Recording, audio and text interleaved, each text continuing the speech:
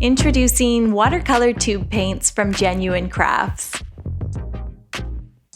Today we're going to take a look at these paints and we'll make something pretty as well. I'm unboxing my set for the first time today. As you can see, there's a great selection of colors and there are 50 different tubes included in this watercolor set. Each tube is 12 milliliters in size. Now the first thing that I want to do is set up my palette. So let's do that together. What you want to do to open each watercolor is remove the cap and use the back of the cap to pierce the tube. Then you can squeeze out just a little bit of paint into your palette. I'm beginning with some shades of green. I've begun with a light green, an emerald green, and a forest green. Then I'm moving into some other cool colors like ultramarine and violet. And then I'll start adding warm colors like magenta, crimson, lemon yellow, and brown. And finally, I've added a black and white to my palette. With over 50 paints, it's nice to set up your palette with a selection of colors and then add more colors as you need. Okay, grab a paintbrush. Today I'll be using a synthetic pointed round paintbrush. And let's test out our paints. I added a bit of cobalt blue. And the first thing I want to do is put a little of that blue in the center of my palette where I'll mix my colors. Then I'm going to get some water on my brush and I'll add lots of water into that blue paint. So the paint begins the consistency of toothpaste, and to use it, you want it to be the consistency of soup. Let's put paint to paper here. I'm using cold pressed watercolor paper and I've added a bit of paint, and then you can see as I add lighter paint and more water, I'm able to blend and bleed that color. As you add more water to your watercolors, they'll get lighter. Less water will result in a more saturated color.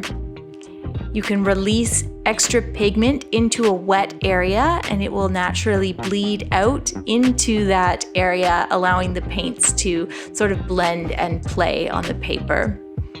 Okay, I've cleaned my palette again now that we've sort of tested out our paint. I'm using a watercolor sketchbook here with cold pressed paper in it, and I want to paint some flowers today. I said we'll make something pretty, and that's exactly what we're going to do. I'm going to show you how using simple shapes like lines and little dots can come together to create some really pretty flowers. So I've mixed up a bit of green. I'm also going to mix up a little bit of pink. For this one, I'm mixing magenta and red. For the green, I mixed the light green and the forest green. And I'll start by painting a little rose. We'll do this together.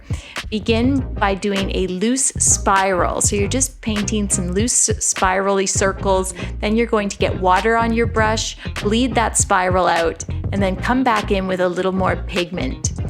Let's do it again. A loose spiral in the center, bleed it out with some light paint or water, and then add a little extra pigment in the center. Now with a bit of that green on my brush, I'm adding a stem and some leaves. And for the leaves, all you have to do is drag that belly of the paintbrush across the page, either push the brush away from you or pull it towards you, and just let some simple loose shapes emerge. For the next flower, I'm mixing up a milky lavender color by mixing violet with white and a little bit of gray as well. Now I'm going to come over to the page and add some little U shapes, some little curving lines, put a stem, and then at the end of each line, we'll simply add a circle. This is a great way to practice your brushwork because we're working with simple shapes like lines and dots. For our next flower, we are making these messy 4-petal flowers. Just let the brush hit the page and make little petal shapes. Each petal comes together to create a flower with 3 or 4 or 5 petals. Then, using the very tip of your brush, add some stems, and again, drag the belly of the brush across the page to create the shape of leaves. And you can do this in any color you like. I'm using forest green and yellow. Our next flower begins with a simple straight line for the stem. Then using a purple, we're doing these little brush strokes, just linear brush strokes, but they come together to create a flower that looks sort of like lavender. For my next flower, we're starting very similar to the yellow and green floral that we did by beginning with branches and little leaf shapes. And then we're actually going to take this brown color while it's on the brush, add a few dots to the center of these little guys to make them kind of pop. And then I'll take another color. I'm using a light blush, and I'm just doing, again, linear brush strokes to create a bloom at the top of that flower. Moving right along, I'm using the simple shape of a little circle. Just roll that brush around the page to work out a circle with the watercolor paint, and we're creating some little berries. Again, use the tip of your brush to make a stem and drag the belly across the page to make leaves or leaf shapes, and then we'll add just a little dot of a darker brown to the ends of those berries. To paint a little daisy, pull the brush towards you 4 times to create 4 long petals.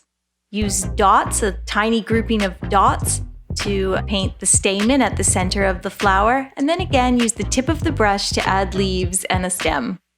If you're new to watercolors, I hope this video has helped you see that simple shapes and simple brushstrokes can combine to make some lovely little florals. Flowers are a great place to start if you're new to painting with watercolors. And I hope you've had a chance to see the GenCrafts watercolor tube paints in action.